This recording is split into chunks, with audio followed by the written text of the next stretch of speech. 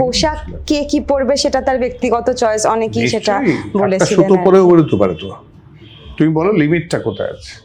Just আ thread, গায়ে জড়িয়ে বেরিয়ে গেল না, কিন্তু সবচেয়ে বেশি দরকার তো, মানে আমি জানি না, আমি খুব বিনয়ের সঙ্গেই বলছি যে আমাদের সমাজটাকে সিকিউর হওয়া দরকার, মানে সমাজটাকে আমাদের সুস্থ হওয়া দরকার। সমাজ তোমার ওটা দেখে দাঁড়িয়ে যাবে চুপ করে, খুব ভালো করেছো বলবে?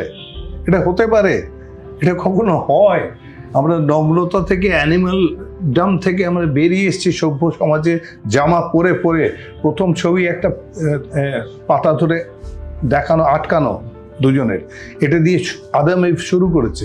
তো সেটা হয় না, হতে পারে না। তার মানে এটা একটা লিমিট হওয়া দরকার। আমি বলতে চেয়েছিলাম এটাই, লিমিট একটা হোক এবং কোড হোক। একটা প্রচুর গয়না পরে, বেনারসি পরে একটা মেয়ে একটা শ্রাদ্ধ বাড়িতে কী করে যাবে? যায় কি?